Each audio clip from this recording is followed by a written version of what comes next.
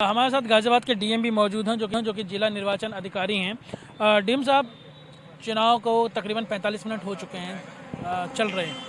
कहीं से किसी ईवीएम के किसी प्रकार के ख़राब होने की सूचना या फिर कहीं बदले जाने की सूचना है? और मतदान को लेकर क्या व्यापक तौर पर आप लोग निरीक्षण कर रहे हैं? देखिए, आज जो है आप जानते हैं कि हमारे जनपद में मतदान है और सुबह 5:30 बजे 90 मिनट पहले जो है मॉक पोल स्टार्ट होता है।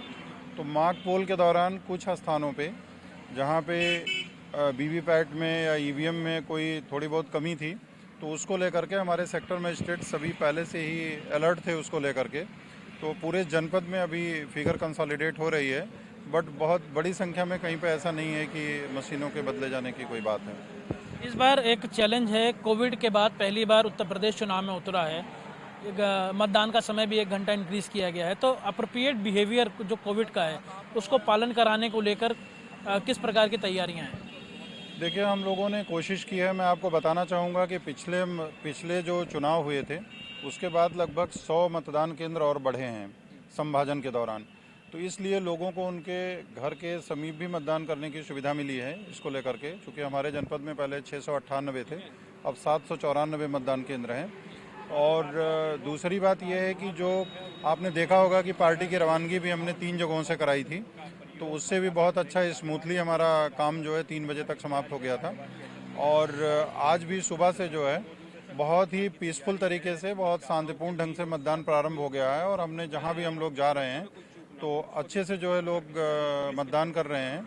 और मुझे पूरी उम्मीद है कि जनपद का जो चुनाव होगा वो स्वतंत्र, निष्पक्ष और शांतिपूर्ण होगा। आखिरी सवाल कि ईवीएम को लेकर के ये रहता है कि रिजर्व में काफ़ी रखी गई होंगी, क्योंकि इस बार 100% वीवीपैट पे है, तो लोगों की जो आशंकाएं थीं तमाम तरीके की ईवीएम को लेकर के वो भी दूर हुई होंगी। ईवीएम को लेकर के किसी को कोई शंका नहीं करनी चाहिए, क्योंकि जो भारत निर्वाचन आयोग की एसओपी है वो अपने आप में फुल प्रूफ है। और मैं समझता हूं कि अगर लोग उसका प्रोसेस अच्छे से समझ जाएंगे तो कभी कोई एक कहीं से भी किसी तरह की कोई शंका की गुंजाइश ही नहीं है उसमें। वेब कास्टिंग रखी गई है तकरीबन 1800 बूथ पर, उसका मकसद क्या है? देखिए, उसका मकसद ये है कि एक तरह से भारत निर्वाचन आयोग भी और हमारा जो मुख्य निर्वाचन अधिकारी का कार्यालय है वो लाइव फीड देख सके कि कहाँ पे क्या चल रहा है। और हम लोगों के लिए भी कंट्रोल करना बड़ा सुविधाजनक होता है, क्योंकि उसकी लाइव फीड हमारे कंट्रोल रूम में भी होती है और उससे हम ये देख सकते हैं कि कहाँ पे किस तरह का मतदान चल रहा है। क्राउड मैनेजमेंट के लिए भी उपयोगी होती है और हम बैठे बैठे उसमें विभिन्न मतदान केंद्रों पे देख के उनको निर्देश भी दे सकते हैं जहाँ पे इस तरह की चीज़ें हैं। मतदान प्रतिशत को लेकर थोड़ा सा सवाल उठता रहा है, इस बार क्या आप लोगों की कोशिश है? और क्योंकि आज चुनाव है तो मैं चाहूँगा कि खुद जिले का डीएम ये अपील करे कि लोग अधिक से अधिक मतदान करें।